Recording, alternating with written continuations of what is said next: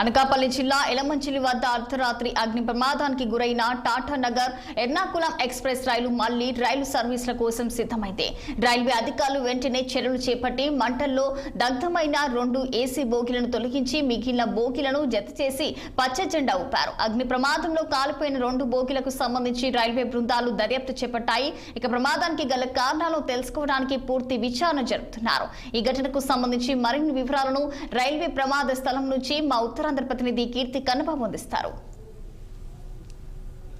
ఏదైతే యనమంచిలి సమీపంలో జరిగినటువంటి రైలు ప్రమాదానికి సంబంధించినటువంటి సంఘటనా స్థలం దగ్గర అయితే ఉన్నామో అయితే ఇక్కడ మనం చూడొచ్చు B1, M2 బోగీలు ఏవైతే ఉన్నాయో ఇవి 2 కూడా పూర్తిగా దగ్ధమైపోయినటువంటి పరిస్థితి కూడా కనబడుతుంది. ఈ 2 కూడా ఏసీ బోగీలని అయితే మనకు తెలుస్తుంది. వీటిలో ప్రయాణిస్తున్నటువంటి వారంతా కూడా సురక్షితంగా కింద దిగినప్పటికీ ఈ M2 లో ఉన్నటువంటి వాళ్ళందరూ కూడా కిందకి దిగారు. అయితే B1 లో ఉన్నటువంటి ఒక పెద్ద ఆయన మాత్రం చంద్రశేఖర్ గా తెలుస్తుంది. ఆయన విజయవాడ వాసిగా తెలుస్తుంది. సో మరి ఆయన వయసు కూడా 70 నుంచి 75 ఏళ్ళు ఉండొచ్చని అయితే ఇప్పటికే ప్రాథమిక అంచనా ద్వారా అయితే తెలుస్తుంది.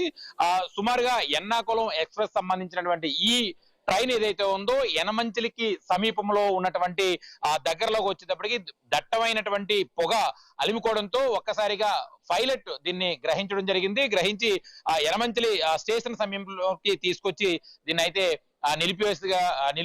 నిలుపుదల అయితే చేశారు. అయితే ఒక్కసారిగా ఈ ట్రైన్ లో ఎక్కడి నుంచి మంటలు వ్యాపించాయనేటువంటి విషయం అయితే పూర్తి స్థాయిలో అధికారులు అయితే ఇంకా ఎక్స్ప్రెస్ లో ఈ అగ్ని ప్రమాదం సంభవించేటువంటి ఆ సమయంలో సుమారుగా 70 నుంచి 80 మంది ప్రయాణికులు ఒక్కొక్క బోగిలో ప్రయాణించగా కూడా మనకు తెలుస్తుంది. ఈ ప్రమాదం జరిగినటువంటి వెంటనే పైలట్ ఎవరైతే ఉన్నారో ఈ ట్రైన్ కి సంబంధించిన పైలట్ దీన్ని వెంటనే గుర్తించడం, ఆ తర్వాత ఈ ట్రైన్ ని పూర్తి స్థాయిలో ఇక్కడ నిలుపుదల చేయడంతో ఉన్నటువంటి ఈ బోగిల్లో ఈ 2 బోగిల్లో ప్రయాణిస్తున్నటువంటి ప్రయాణికులు ఎవరైతే ఉన్నారో ఇక్కడ నుంచి దూరంగా భయంకరంగా మంటలు వ్యాపించడంతో ఇక్కడ నుంచి సురక్షితమైన ప్రాంతాలకు అయితే పరుగులు తీసినటువంటి పరిస్థితి కనబడుతుంది.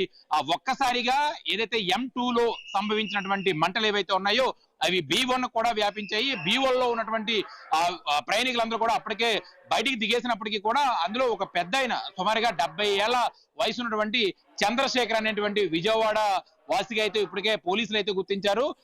ఈ చంద్రశేఖర్ అయితే పూర్తిగా ఈ అగ్నికి ఆహుతి అయిపోయారని చెప్పాలి. పూర్తిగా దగ్ధమైపోయినటువంటి పరిస్థితి కూడా కనబడుతుంది.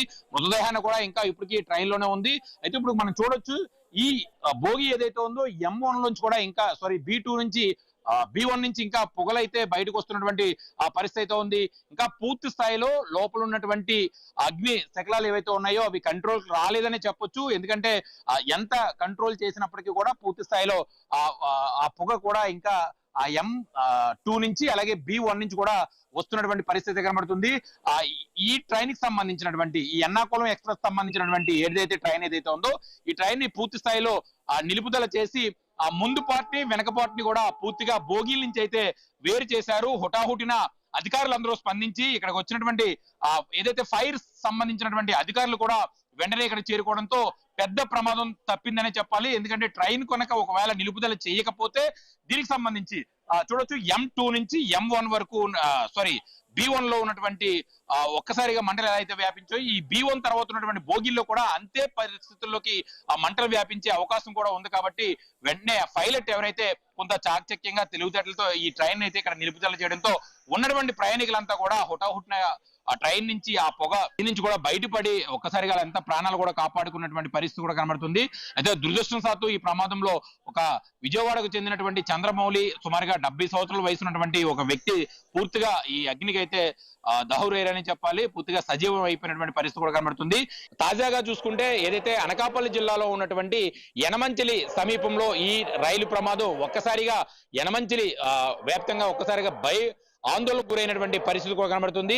ఈ ప్రమాదంలో ఒకరు మృతి చెందినప్పటికీ కూడా పలువురికి స్వల్ప గాయాలైనట్టుగా కూడా తెలుస్తున్నటువంటి పరిస్థితి అయితే ఉంది. ఏదేమైనప్పటికీ కూడా విశాఖ నుంచి విజయవాడకి వెళ్తున్నటువంటి రైళ్లు ఏవైతే ఉన్నాయో అవన్నీ కూడా కొంత ఆలస్యంగా బయలుదేరే అవకాశం ఉన్నట్లుగా ఇప్పటికే అధికారులు అయితే చెప్తున్నటువంటి పరిస్థితి ఉంది.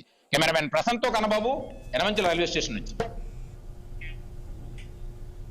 బాపట్ల జిల్లా మార్టూరు మండలంలోని